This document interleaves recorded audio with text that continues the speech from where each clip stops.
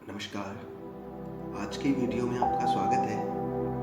आज हम करेंगे कक्षा 9वीं का चैप्टर नंबर 4 दो चरों वाले रैखिक समीकरण की प्रश्नावली 4.3 का क्वेश्चन नंबर 5 से 9। तो चलिए करते हैं।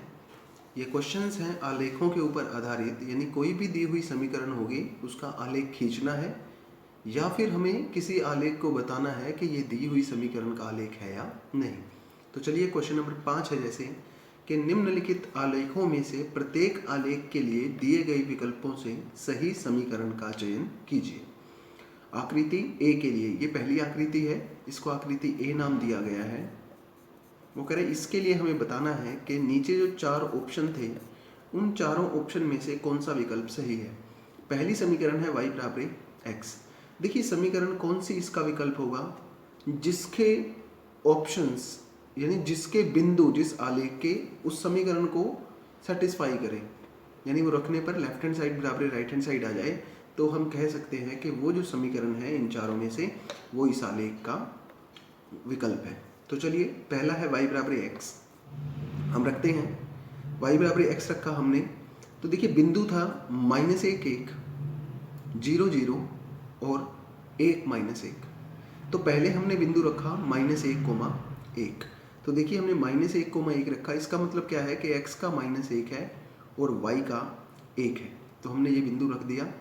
तो यहाँ से रखेंगे तो समीकरण थी हमारे पास y बराबर x। तो y बराबर x रखा, यानी x का मान रखेंगे -1 और y का मान रखेंगे 1। तो देखिए 1 -1 के बराबर नहीं होता है, यानी लेफ्ट हैंड साइड बराबर नहीं है राइट हैंड साइड के। तो इसका मतलब ये जो समीकरण थी ये इस आलेख का समीकरण का नहीं है। तो दूसरा रखते हैं, दूसरी समीकरण है x जमा y बराबर 0। तो देखिए पहला बिंदु हमने रखा, पहला बिंदु था -1 1। तो x जमा y बराबर 0 में -1 1 रखने पर, तो -1 1 का मतलब क्या है कि x का मान -1 और y का मान 1। तो देखिए x का मान हमने रखा -1, y का मान हमने रखा 1। -1 जमा 1 ये किसके बराबर होता है, -1 और 1 0 के। तो 0 बराबर 0 यानी लेफ्ट हैंड साइड बराबर राइट हैंड साइड। तो पहला जो बिंदु था वो इसको सेटिस्फाई कर गया। फिर दूसरा बिंदु जो था, दूसरा है 0 0, ये हमने लिखे हुए हैं। तो दूसरा बिंदु 0 0 जब रखेंगे x की जगह पर 0 और y की जगह पर भी 0, तो 0 जमा 0 0 के बराबर है और वो किसके बराबर है, 0 के, यानी लेफ्ट हैंड साइड किसके बराबर आ गई, राइट हैंड साइड के। तो दूसरा बिंदु भी इस समीकरण को सेटिस्फाई कर गया। इसके बाद तीसरा बिंदु है 1 -1। 1 -1 है, समीकरण में रखते हैं x जमा y बराबर 0। 1 का मतलब x का मान 1 है और y का मान -1, यानी 1 जमा -1 बराबर 0। 1 -1 बराबर 0, यानी 1 में से 1 गया है 0, तो लेफ्ट हैंड साइड बराबर राइट हैंड साइड। तो देखिए तीनों बिंदु इस समीकरण को सेटिस्फाई कर गए। तो इसका मतलब ये जो समीकरण थी इसी का ये आलेख है। तो हम कह सकते हैं कि अतः x जमा y बराबर 0 आलेख के सभी बिंदुओं को संतुष्ट करता है। तो x जमा y बराबर 0 आलेख के लिए सही विकल्प है। चलिए इसके बाद 6th क्वेश्चन है, क्वेश्चन नंबर 6 कि एक अचर बल लगाने पर एक पिंड द्वारा किया गया कार्य पिंड द्वारा तय की गई दूरी के अनुक्रमानुपाती होता है। अनुक्रमानुपाती का मतलब है कि जैसे हम कहें, मान के चलिए हमने कहा कि x जो है वो y के अनुक्रमानुपाती है, हम इसको ऐसे बोलते हैं। तो इसका मतलब है x बराबर कुछ 2y होगा, x बराबर 3y होगा, इस तरह से कुछ गुना में होगा उसके, इसको बोला जाता है अनुक्रमानुपाती। तो चलिए इंग्लिश में इसको प्रोपोर्शनल बोलते हैं। तो आगे है, इस कथन को दो चरों वाले एक समीकरण के रूप में व्यक्त कीजिए और अचर बल 5 मात्रक लेकर इसका आलेख खींचिए। यदि पिंड द्वारा तय की गई दूरी 2 मात्रक, दूसरा 0 मात्रक है, तो आलेख से किया हुआ कार्य बताइए। तो देखिए हमने फॉर्मूला पढ़ा हुआ है कि कार्य बराबर बल गुना दूरी, यानी work done is equal to force into displacement. तो हमने मान लिया कि माना किया गया कार्य बराबर x। आप यहाँ किया गया कार्य y मान सकते हैं, तय की गई दूरी x मान सकते हैं, ये आपकी चॉइस है। बल उसने दिया है 5 मात्रक, हमने फॉर्मूला किया है कि किया गया कार्य बराबर बल गुना दूरी, work is equal to work done is equal to force into displacement. तो देखिए कार्य हमने किया था x, बल था 5 मात्रक और दूरी थी y। तो x बराबर किसके आ गया, 5y के। तो यहाँ से x बराबर 5y आया। हमने टेबल बनानी, क्यों, क्योंकि हमें आलेख खींचना है इसका। तो देखिए x का मान बराबर है 5y है, तो पहले y का मान हमने रखा 0, तो 5 गुना 0, x का मान भी क्या आ गया 0। उसके बाद y का मान हमने रखा 1, तो 5 गुना 1 कितना आया 5। हम y का मान हम 2 भी रख सकते हैं, 3 भी रख सकते हैं, हमारी चॉइस है। हमने यहाँ पर y का मान -1 रखा है, तो y का मान हमने रखा -1, तो x का मान क्या आ जाएगा 5 गुना -1 यानी -5। तो ये टेबल आ गई। आगे इसका ग्राफ खींचते हैं। देखिए हमने ये ग्राफ के पेपर के ऊपर बनाना है। इक्वल डिस्टेंसेस ले ली हैं, बिंदु लिए हैं 1 2 3 4 5 x के, और इसी तरह से माइनस के, इसी तरह से y के x के 1 से 5 और y के -1 -2, क्योंकि जिसकी हमें ज़रूरत है। तो देखिए पहला बिंदु था 0,0। 0,0 वो बिंदु है यानी मूल बिंदु जहाँ ये दोनों रेखाएं आपस में एक दूसरे को काटती हैं, पहला। फिर आया था y का हमने 1 लिया था और x का 5 आया था, यानी 5,1 यानी x का 5 ये रहा और y का इसकी सीध में 1, तो ये दोनों बिंदु यहाँ पर आएंगे, यानी बिंदु आ गए 1। उसके बाद x का लिया था, y का लिया था हमने -1, तो x का आया था -5, तो x का -5, y का -1, इसकी सीध में बिंदु लगा दिया हमने। तो ये तीनों बिंदु आ गए हैं, एक स्केल रख के हमने इसको लगा देना है, ये हमारे पास उस रेखा का आलेख आ जाएगा। इसके बाद उसने कहा था कि यदि तय की गई दूरी 2 मात्रक हो, दूरी को हमने y माना था, तो बल बताना था हमें कितना होगा, तो 5y यानी 5 गुना 2, तो 5 दूनी 10 मात्रक। इसी प्रकार से कि यदि तय की गई दूरी उसने कहा था 0 मात्रक हो, तो बल हमारे पास x था, x बराबर 5y यानी 5 गुना 0 बराबर 0 मात्रक। तो ये हमारे आंसर आ गए। उसके बाद है क्वेश्चन नंबर 7वां।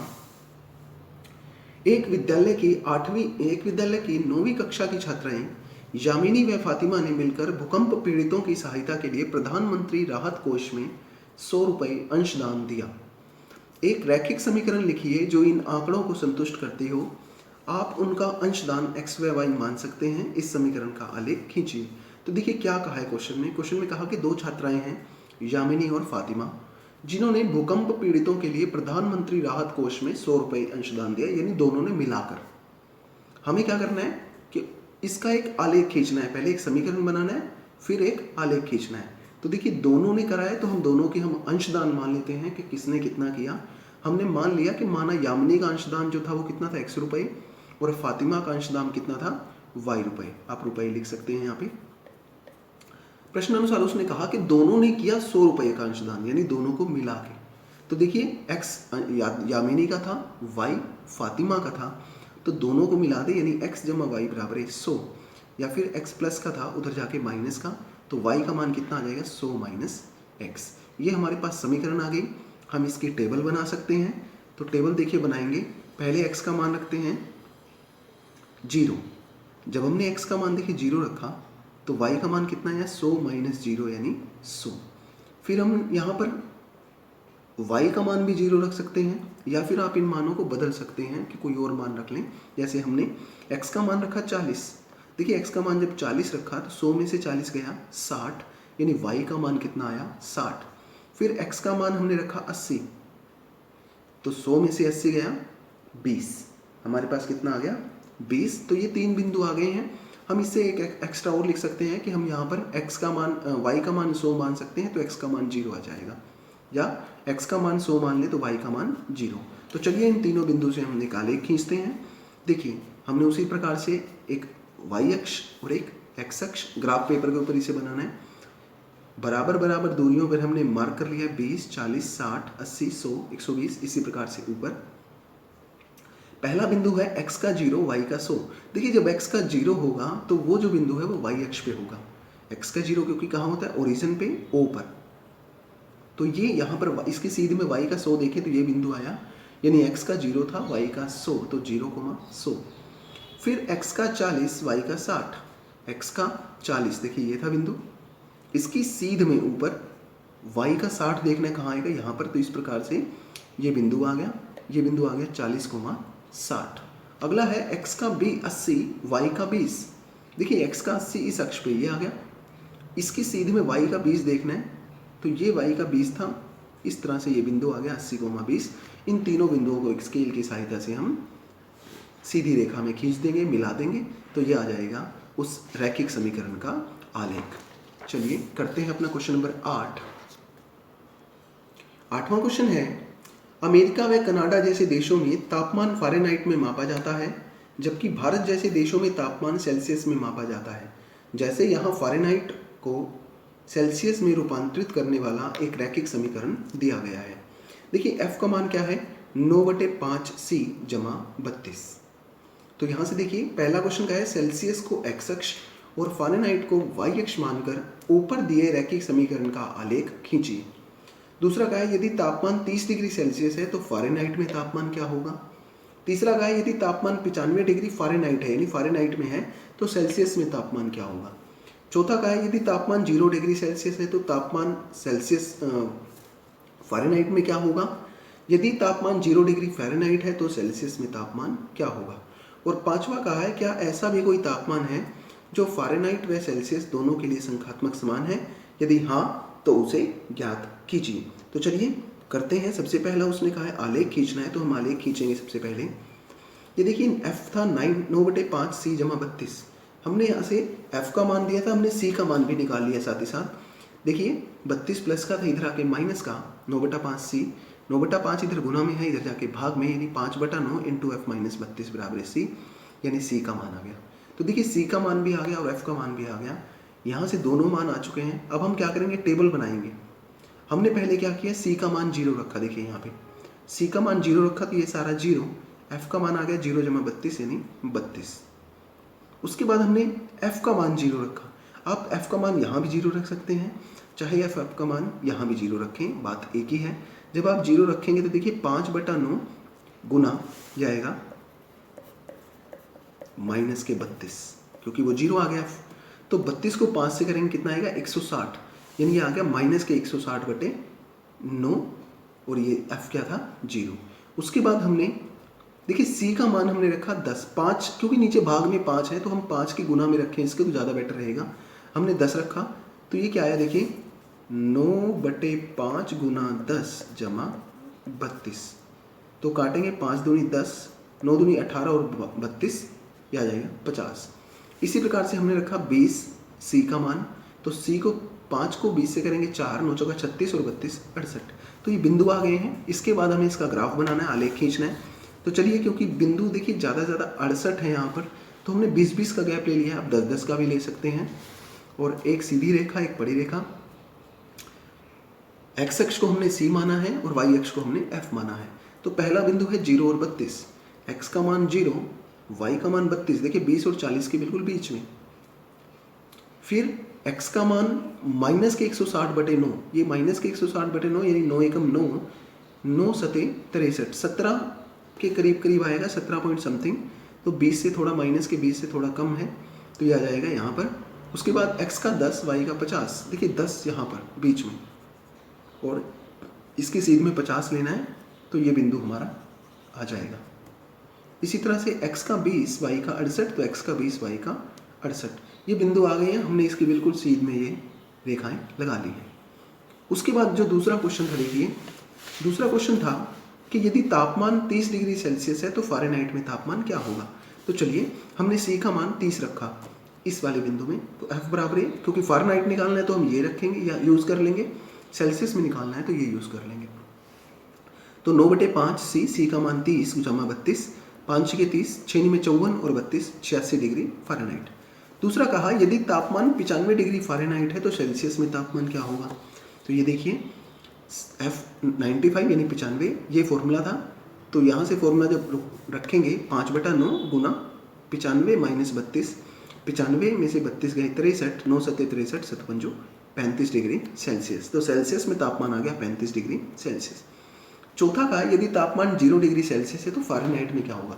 देखिए ये अभी हमने निकाला है, यदि तापमान 0 डिग्री सेल्सियस है तो फ़ारेनहाइट में कितना है, 32 है। तो हम यहाँ लिख देंगे, यदि सेल्सियस बराबर 0 है तापमान तो फ़ारेनहाइट में कितना है, 32 डिग्री फ़ारेनहाइट। इसी प्रकार से हमने निकाला, जब फ़ारेनहाइट में 0 होगा तो सेल्सियस में कितना निकाला है, माइनस के 160/9।